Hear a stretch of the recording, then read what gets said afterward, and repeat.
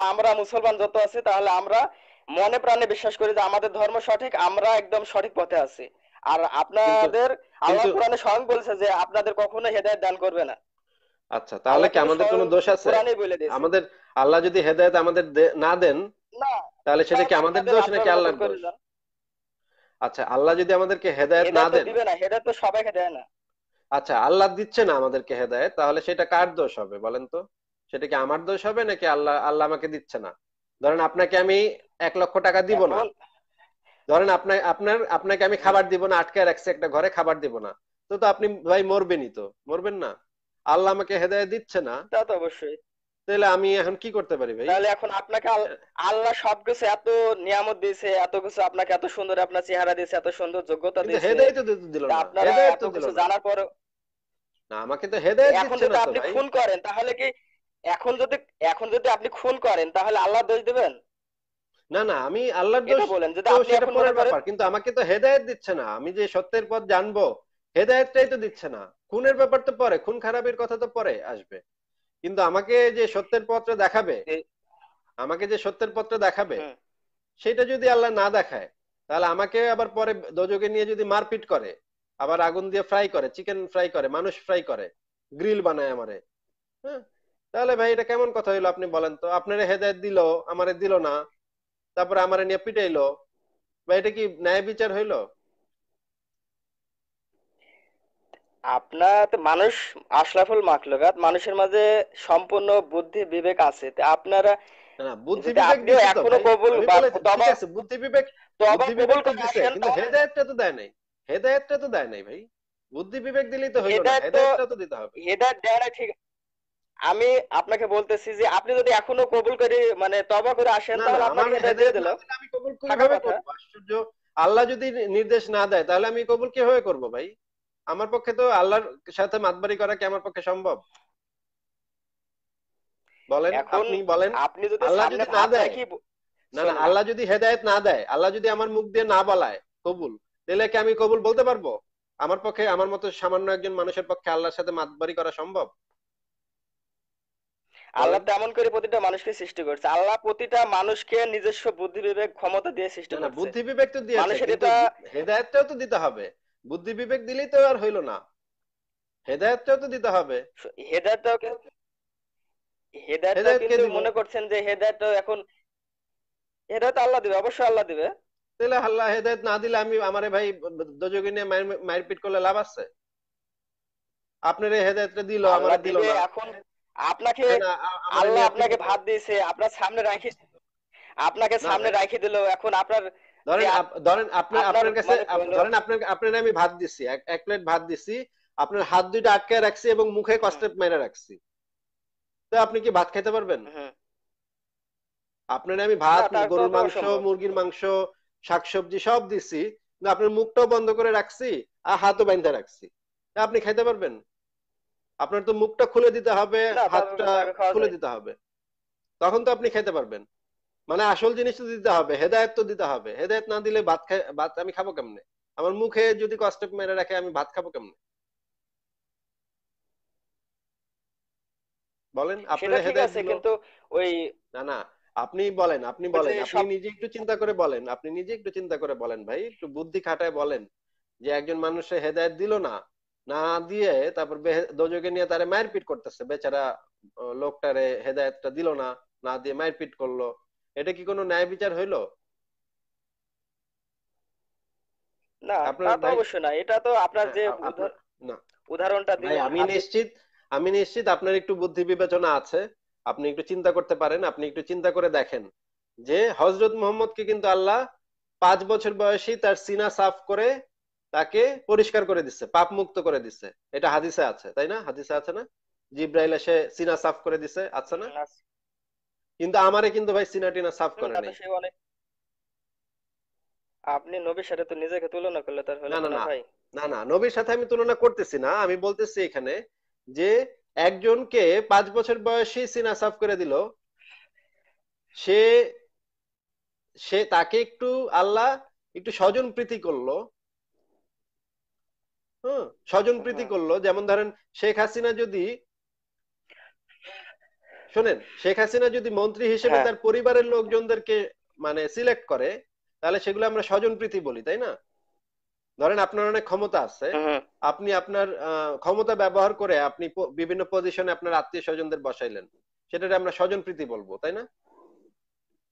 আমরা বলবো যে হুম এই হুম। লোকটা নিজের ক্ষমতাটা ব্যবহার করে নিজের আত্মীয় স্বজনদের সব জায়গায় জায়গায় বসাইছে, ক্ষমতায় বসাইছে, এটা আমরা বলবো না?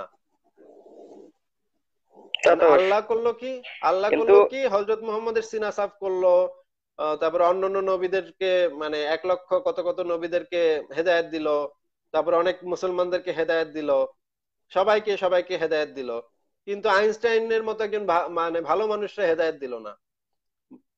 মহাত্মা গান্ধীরে হেদায়েত দিল না। আ- তারপরে মানে ওই যে ম্যান্ডেলাকে হেদায়েত দিল না। ম্যান্ডেলা কত ভালো লোক, তাকে হেদায়েত দিল না। এদের সবাই যাবে হচ্ছে গিয়ে দোজগে, এদের হেদায়েত দোজগে নিয়ে মাইর পিট করবে। হেদায়েত দেওয়ার জন্য তো কোরআন হাদিস রেখে গেছে, এখন সেগুলা পড়ে না না হেদায়েত নিতে হবে। আপনি কি এখন মনে ভাই, করতেছেন ঐশ্বরিক না না, ক্ষমতা কোরআন ভাবে হাদিস হেদায়েত দিয়ে, দেবে? কোরআন হাদিস আমি যে বুঝবো, কোরআন হাদিস যে হেদায়েত থাকলেই আমি কোরআন হাদিস যে সত্য সেটা বুঝতে পারবো। আমার যদি হেদায়েত না থাকে, তাহলে তো আমি কোরআন হাদিস পড়ে আমার কাছে ভুল মনে হবে, তাই না? যেমন আপনারে হেদায়েত দিছে, কোরআন। আপনি কোরআন জি। যতবার পড়বেন আপনার কাছে সঠিক মনে হবে। আমার কাছে হেদায়েত নাই, আমি তা কোরআন তো যতবার অবশ্যই। পড়বো আমার কাছে ভুল মনে হবে, তাই না? নাকি? হ্যাঁ, তা তো অবশ্যই। তাহলে আমারে যদি আপনার কাছে তো হেদায়েত না খারাপ দেয়, লাগে বলে তো আপনি এরকম আমাকে যদি হেদায়েত না দেয়, সেটার দোষটা কার? আমার নাকি আল্লাহর? এখন মনে করেন যে বিল গেটস সর্বোচ্চ ধনী। এখন বিল গেটস এর সাথে যদি আপনারা তুলনা করেন, বা এখন যদি বলেন যে বিল গেটস কে ধনী বানালো, আমাকে ধনী করলো না, বা আমি যদি বলি আমি মুসলমান, বিল গেটস হ্যাঁ হ্যাঁ, এটাও তো ইহুদি বলতে পারি নাস্তিক, আমি, ও আমি অনেক তো বড় এটা তো আল্লাহর বলতে কাছে। পারি। যদি আল্লাহ হ্যাঁ। যদি থাকে, আল্লাহ যদি হ্যাঁ, ন্যায় সেটা যদি বিচারক আমি হয়ে এখন। থাকে, আল্লাহ যদি ন্যায় বিচারক হয়ে থাকে এবং আল্লাহ যদি রিজিকের মালিক হয়ে থাকে, তাহলে তো আমি এটাও প্রশ্ন করতে পারি যে সোমালিয়াতে লক্ষ লক্ষ শিশু না খেয়ে মারা যাচ্ছে, আর বিল গেটস বা সৌদি আরবের শেখদের মানে টাকা রাখার জায়গা নেই, ব্যাংক ব্যাংক শুদ্ধ মানে ইয়া হয়ে যায়, ব্যাংক শুদ্ধ বলে যে আমাদের ভাই আর টাকা রাখতে পারবো না, এত টাকা হয়েছে আপনার, আর আমরা রাখতে পারবো না টাকা। তো কোরআনে বলা ভাই, আছে এটা আল্লাহ হচ্ছে কিন্তু রিজিকের মালিক। ইসলামের দোষ না। না না, কোরআনে আল্লাহ পরিষ্কার, আপনাকে আমি পড়ে শোনাই, এটা ইসলামের দোষ আমি দিচ্ছি না তো, আপনাকে আমি কোরআন থেকে পড়ে শোনাচ্ছি। যদি আল্লাহ তার সকল হুম। বান্দাকে প্রচুর রিজিক দিতেন, তবে তারা পৃথিবীতে বিপর্যয় সৃষ্টি করত, কিন্তু তিনি যে পরিমাণ ইচ্ছা সে পরিমাণ নাজিল করেন। হুম, তিনি যে পরিমাণ ইচ্ছা সেই পরিমাণ রিজিক নাজিল করেন। মানে হচ্ছে কে কতটুকু খাবার পাবে সেটা হচ্ছে আল্লাহর ইচ্ছাধীন, ঠিক আছে? এখন সোমালিয়াতে লক্ষ লক্ষ লক্ষ লক্ষ শিশু না খেতে পেয়ে মারা গেছে, মারা যাচ্ছে। দরফুরে আফ্রিকাতে হুম। লক্ষ লক্ষ শিশু না খেতে পেয়ে মারা যাচ্ছে। এখানে কোরআনে আল্লাহ পরিষ্কার ভাবে হ্যাঁ, বলছে এই সাম্প্রতিককালে তিনি তিনি যে পরিমাণ ইচ্ছা সে পরিমাণ নাজিল করেন, যে পরিমাণ রিজিক ইচ্ছা সেই পরিমাণ, মানে পুরো ব্যাপারটা হচ্ছে আল্লাহর ইচ্ছাধীন। তিনি কতটুকু খাবার দিবেন পুরোটা হচ্ছে আল্লাহর ইচ্ছাধীন, এখানে কেউ নাক গলাইতে পারে না, আপনি নাক গলাইতে পারেন না এখানে, বা কেউ নাক গলাইতে পারবে না। তার মানে হচ্ছে বিল গেটস কতটুকু খাবার পাচ্ছে আর সোমালিয়ার একটা শিশু কতটুকু খাবার পাচ্ছে, এটা আল্লাহ সরাসরি তার ইচ্ছা অনুসারে দেয়। কোরআনের কথা, এটা আমার কথা না, আমি আপনাকে বলে দিচ্ছি, কোরআন হচ্ছে সূরা নম্বর 42 আয়াত নম্বর 27, আপনি পড়ে দেখেন, এখানে বলা আছে। আবার বলা আছে আল্লাহ যার জন্য ইচ্ছা রুজি প্রশস্ত করেন এবং সংকুচিত করেন। মানে আল্লাহ মানুষের খাবার দাবার রিজিক কতটুকু পাবে সেটুকু ইচ্ছা করলে প্রশস্ত করেন, আবার ইচ্ছা করলে সংকুচিত করেন। আবার বলা আছে কোরআন সূরা বাকারা আয়াত নম্বর 212, এখানে বলা আছে আল্লাহ যাকে ইচ্ছা সীমাহীন রুজি প্রদান করেন, সীমাহীন দিতে, যদি আল্লাহ ইচ্ছা করেন তাকে কাউকে কাউকে সে সীমাহীন রুজি দেন, রিজিক দেন, ঠিক আছে? আবার বলা আছে হুম। কোরআন সূরা নম্বর 11 6 নম্বর আয়াতে বলা আছে আর পৃথিবীতে কোনো বিচরণশীল নেই, তবে সবার জীবিকার দায়িত্ব আল্লাহ নিয়েছেন, সবার জীবিকার দায়িত্ব আল্লাহ নিয়েছেন। এখন যদি দায়িত্ব কেউ নেয়, সবার খাবারের দায়িত্ব যদি কেউ নেয়, কেউ যদি না খেয়ে মারা যায়, ধরেন আপনার শেখ হাসিনা যদি বলে যে সবার খাবারের দায়িত্ব আমি নিচ্ছি, তারপর যদি সেই দেশে কোনো লোক না খেয়ে মারা যায়, তাহলে আমরা গিয়ে কারে ধরবো? শেখ হাসিনারে ধরবো না যে প্রধানমন্ত্রী আপনি তো এই লোকটারে তো খাবার দেন নাই, এই লোকটারে খাবার দিতে ভুলে গেছেন, তো এই লোকটার খাবার কোথায়, এই লোকটা মরলো কেমনে? তো আমরা ধরবো না এই লোকটারে? হ্যাঁ, তা তো অবশ্যই। এর পেছনে তো অবশ্যই তাহলে বেশ কয়েকটা এখন কারণ আল্লাহ থাকতে পারে। যেহেতু বলতেছে, শেখ হাসিনা যে আল্লাহ যেহেতু শেখ হাসিনা বলতেছে কিন্তু সবার ঠিকই। জীবিকার আচ্ছা দায়িত্ব, ভাই, অনেক বললেন, আমাকে আল্লাহ একটু বলতে বলেছে, দেন। আল্লাহ আপনাকে আমি কোরআনের আয়াত শোনাচ্ছি ভাই, আপনাকে কোরআনের আয়াত শোনাচ্ছি, আপনি একটু শ্রদ্ধা ভরে আয়াতগুলা শুনে নেন। আল্লাহ বলছেন যে সবার জীবিকার দায়িত্ব আল্লাহ নিয়েছেন। এখন সোমালিয়াতে যে লক্ষ লক্ষ শিশু মারা গেল, আফ্রিকাতে দরফুরে যে লক্ষ লক্ষ শিশু মারা গেল, আফ্রিকাতে যে প্রতি বছর লক্ষ লক্ষ শিশু না খেতে পেয়ে মারা যাচ্ছে, এগুলোর দায়িত্ব কে নেবে ভাই তাহলে? মানে আমি নিব নাকি অন্য কেউ হ্যাঁ, নিবে? আচ্ছা ঠিক আছে, দায়িত্ব আচ্ছা। নিছে তো আল্লাহ। এবার আমাকে 1 মিনিট।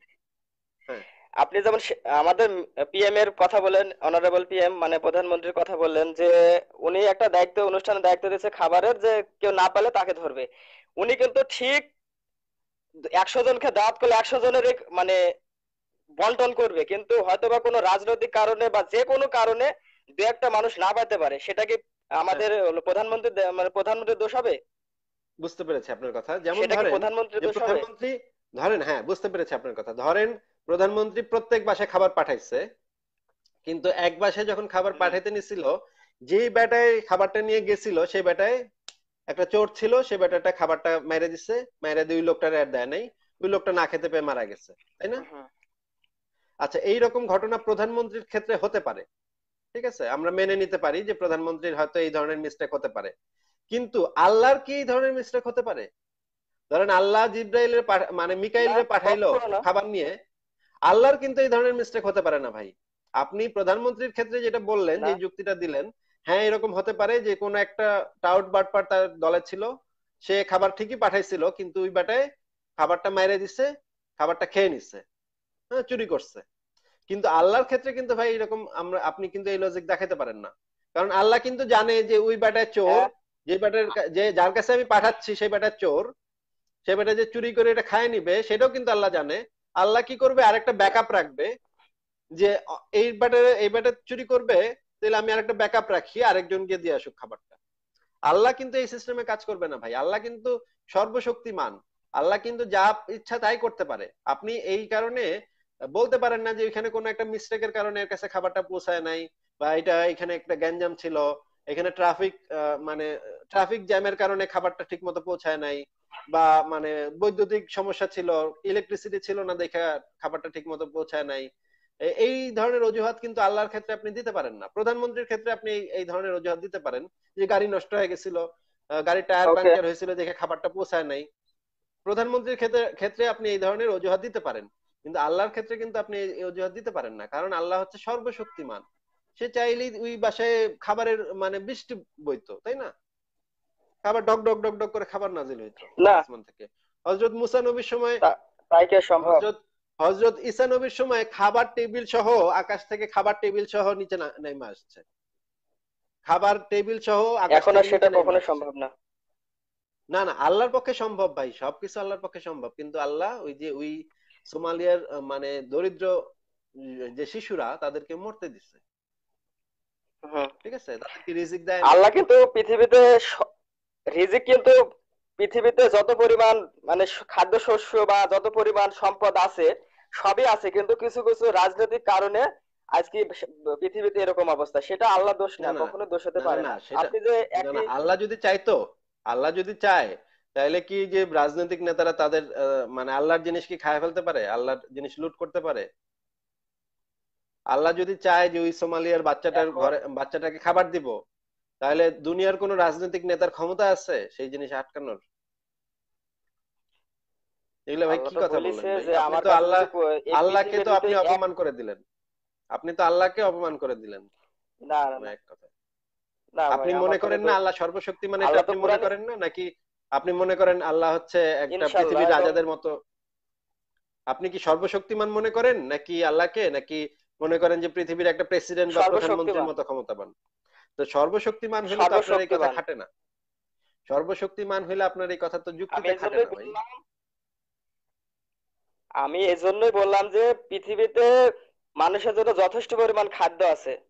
না না, এটা কি মানেন? আল্লাহ তাআলা হ্যাঁ যথেষ্ট পরিমাণ খাদ্য আছে, আল্লাহ তাআলা কারো জীবিকা সংকুচিত করেন, কারোটা প্রশস্ত করেন, এটা আল্লাহর কাজ, আল্লাহ দায়িত্ব নিচ্ছে।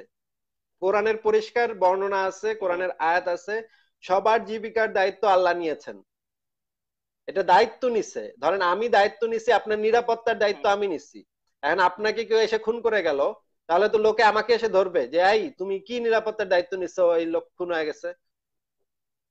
আপনার, ধরেন আপনার বাসায় দারোয়ান রাখছেন যে নিরাপত্তার, আপনার বাসার নিরাপত্তার হুম, দায়িত্ব হুম। নিচ্ছে, তখন যদি আপনার বাসায় চুরি হয়, তাহলে ওই দারোয়ানে ধরবে না মানুষ গিয়া যে ভাই এই আপনি আসছিলেন, চুরি হলো কেমনে? আর এই কাজের দায়িত্ব নিচ্ছে একদম স্বয়ং আল্লাহ, যে হচ্ছে সর্বশক্তিমান। এখানে তো মিস্টেক হওয়ার কোনো প্রশ্নই আসে না। দারোয়ানের ক্ষেত্রে একটু একটু মিস্টেক হইতে পারে, দারোয়ান হয়তো ঘুমায় পড়তে পারে একদিন, হ্যাঁ ঘুমায় পড়তে পারে, সে চোরে এসে চুরি করে নিয়ে গেল। কিন্তু ভাই আল্লাহর ক্ষেত্রে তো কোনো মিস্টেক হইতেই পারে না, সে তো সর্বশক্তিমান। হ্যাঁ, কিন্তু ওই যে আমার একটা যে এটা কোনো সবকিছু ঠিকই আছে, কিন্তু যে কোনো কারণে আজকে এই সারা বিশ্বে এরকম দুর্ভোগ চলতেছে, এটা ছাড়া আর কোনো কারণ নাই। সম্পূর্ণ ঠিকই আছে, কিন্তু ওই না, আপনি কি আমার কথা দোষটা বুঝতে পেরেছেন আমাদেরই বা। ভাই? ভাইয়া আপনি কি আমার কথা হ্যাঁ, বুঝতে বুঝতে পেরেছেন? পারছি। বুঝতে না পারলে আপনি এই জিনিসগুলো আপনি নিয়ে আবার বুঝাতে একটু চাচ্ছেন চিন্তা যে করবেন। তাই। আপনি আবার একটু চিন্তা ভাবনা করবেন বসে বসে, যে আমি যে কথাগুলো বললাম, কি বললাম, কেন বললাম, ভাববেন এবং কোরআন হাদিস মানে সহ, অর্থ সহ বুঝে বুঝে পড়বেন। বুঝছেন? আপনাকে কিন্তু আমি বলছি না যে আপনার নাস্তিক হতে হবে, আপনাকে শুধুমাত্র বলছি যে আপনি কোরআন এবং হাদিস দুইটাই বাংলায় আপনার নিজের ভাষায় একটু অর্থ সহ বুঝে বুঝে পড়বেন। আমি মানে পড়ছি। পড়লেন পড়লেন পড়লেন এইভাবে পড়বেন আমি না, পড়ছি। বুঝে বুঝে যে আসলে কি এটার এবং ভিতরে কি আছে, ইউটিউবে। এই জিনিস, এই জিনিসটা বুঝে বুঝে নিজের ব্রেন খাটিয়ে খাটিয়ে পড়বেন। বুঝছেন? ঠিক আছে ভাই, আপনাকে অনেক ধন্যবাদ, ধন্যবাদ জানাই যুক্ত হওয়ার জন্য। আবার আরেকদিন কথা হবে। ভালো থাকবেন, আপনার জন্য অনেক শুভকামনা।